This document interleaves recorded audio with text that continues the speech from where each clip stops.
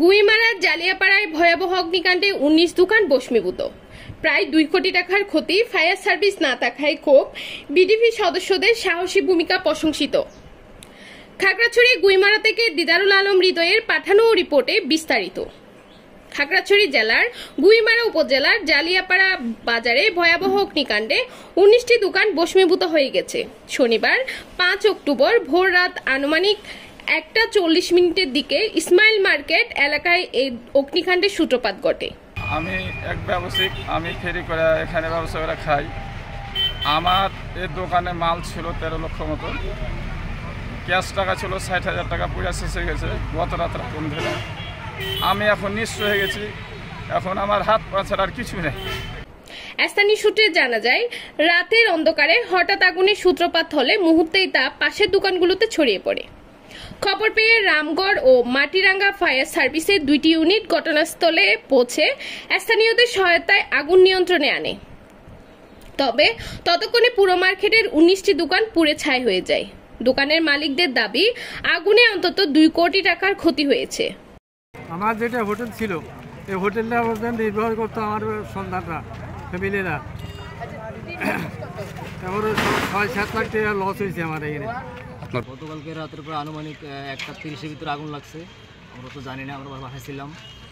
একজনের মাধ্যমে আমরা জানলাম, বাসায় দোকানে আসলাম। যখন আসছি তখন ইতিমধ্যে এর ভিতরে আমাদের দোকানপাট সব পুড়ে গেছে। প্রায় আমি যখন আসছি আমার দোকানের চালের উপর আগুন, ভিতরে কোনো মালামাল বার করতে পারি নাই।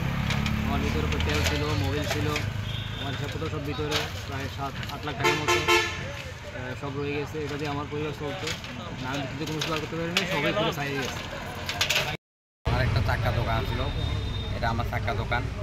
আমার এটার উপর আমার সম্পূর্ণ পরিবার চলত। আমি একদম নিঃস্ব হয়ে গেছি এখন বর্তমানে। আমার দোকান, ব্যবসা বাণিজ্য সব পুরা নিঃস্ব হয়ে গেছি গা। এখন আমার চলার মতো আর কিছু নাই। প্রায় ১.৫ থেকে ২ লক্ষ টাকার মতন ক্ষতিগ্রস্ত হয়েছে। এখন আমি নিঃসহায়, অসহায় হয়ে আছি। আপনারা দেখেন, একটু খেয়াল করি। পুড়ে যাওয়া দোকানগুলোর মধ্যে ছিল তেলের দোকান, motor garage, hotel, furniture, electronic ও মুদির দোকান সহ নানান ধরনের ব্যবসা প্রতিষ্ঠান। কিভাবে আগুনের সূত্রপাত হয়েছে তা নিশ্চিত না হলেও ফায়ার সার্ভিস ও স্থানীয় ব্যবসায়ীরা ধারণা করছেন, বৈদ্যুতিক শর্ট সার্কিট থেকে আগুনের উৎপত্তি হতে পারে। অগ্নিকাণ্ডের সংবাদ পেয়ে উপজেলা প্রশিক্ষক আলামিন তাৎক্ষণিকভাবে স্থানীয় হিল বিডিপি ও বিডিপি মৌলিক প্রশিক্ষণ গ্রুপে বার্তা পাঠান। তার আহ্বানে সাড়া দিয়ে ২০ থেকে ২৫ জন বিডিপি সদস্য ঘটনাস্থলে পৌঁছে ফায়ার সার্ভিসের সঙ্গে আগুন নিবানো ও আইন শৃঙ্খলা রক্ষায় সক্রিয় ভূমিকা রাখেন। এই সময় ঘটনাস্থলে উপস্থিত ছিলেন সিন্দুকছড়ি সেনা জোন অধিনায়ক, গুইমারা উপজেলার নির্বাহী কর্মকর্তা ইউএনও আইরিন আক্তার ও গুইমারা থানার ওসি এনামুল হক চৌধুরী। ইউএনও আইরিন আক্তার ক্ষতিগ্রস্তদের সান্ত্বনা জানিয়ে বলেন, উপজেলা প্রশাসন ক্ষতিগ্রস্তদের পাশে রয়েছে এবং যথাসম্ভব সহায়তা করা হবে। তিনি হিল বিডিপি ও বিডিপি সদস্যদের তাৎক্ষণিক সাড়া ও সাহসী ভূমিকার প্রশংসা করেন এবং উপজেলা প্রশিক্ষক আলামিনকে ধন্যবাদ জানান। ফায়ার সার্ভিস না থাকায় ক্ষোভ। স্থানীয় ব্যবসায়ী ও বাজার কমিটি নেতারা অভিযোগ করেন, গুইমারা উপজেলা সদরে ফায়ার সার্ভিস ও সিভিল ডিফেন্সের কোনো স্থায়ী কার্যালয় না থাকায় আগুন লাগার পর তা দ্রুত নিয়ন্ত্রণে আনা সম্ভব হয়নি, ফলে ক্ষয়ক্ষতির পরিমাণ ভয়াবহ রূপ নেয়। গতকালকে রাতে একটি ঘটনা ঘটে গেছে জালিয়াপাড়াতে, ইসমাইল মার্কেট। আসলে আমি যখন শুনতে পাই যে বাজারে আগুন লাগছে, তখন আমি আসার পরে দেখতেছি যে একটি দোকানে মাত্র আগুন লাগছে। তখন আমি সঙ্গে সঙ্গে ফায়ার সার্ভিসকে কল করি, এলাকার স্থানীয় মানুষকে ডাকি মসজিদের মাইকের মাধ্যমে। ডাকার পর, যেহেতু আপনারা জানেন আমরা জালিয়াপাড়া গুইমারা উপজেলাটি অবহেলিত উপজেলা, আমাদের এখানে ভালো একটি ফায়ার সার্ভিস নেই। আমাদের জালিয়াপাড়া গুইমারাতে যখনই আগুন লাগে আমাদের ফায়ার সার্ভিসগুলো রামগড় থেকে আনতে হয় এবং কি মাটিরাঙ্গা থেকে আনতে হয়। তো সুতরাং মাটিরাঙ্গা এখান থেকে 15 কিলো এবং রামগড় হচ্ছে 18 কিলো। এই 18 কিলো এবং 15 কিলো আসতে আসতে আমাদের যেটা হওয়ার সেটা হয়ে যায়। কারণ যদি ফায়ার সার্ভিসটা গুইমারাতে থাকতো, জালিয়াপাড়াতে থাকতো, তাহলে হয়তো আমাদের এত ক্ষয়ক্ষতি হতো না। কারণ আমাদের ফায়ার সার্ভিস না থাকার কারণে আজকে আমাদের এই ক্ষয়ক্ষতি হয়ে গেছে। আমাদের প্রায় ১ কোটি টাকার উপরে আমাদের আজকে ক্ষয়ক্ষতি হয়ে গেছে মানুষের।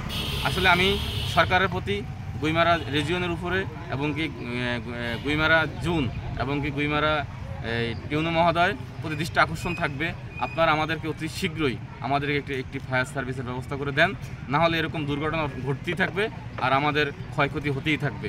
তাই আমি আপনাদের প্রতি দৃষ্টি আকর্ষণ করব, আপনারা আমাদেরকে অতি শীঘ্রই সরকারের মাধ্যম থেকে আমাদেরকে ফায়ার সার্ভিসের ব্যবস্থা করে দেন অতি দ্রুত।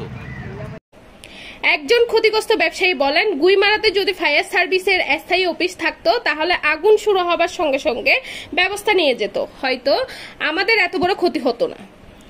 এই মর্মান্তিক ঘটনার পর স্থানীয় বাসিন্দারা ও বাজার ব্যবসায়ী সমিতি দ্রুত গুইমারায় একটি পূর্ণাঙ্গ ফায়ার সার্ভিস স্টেশন স্থাপন জোর দাবি জানিয়েছেন।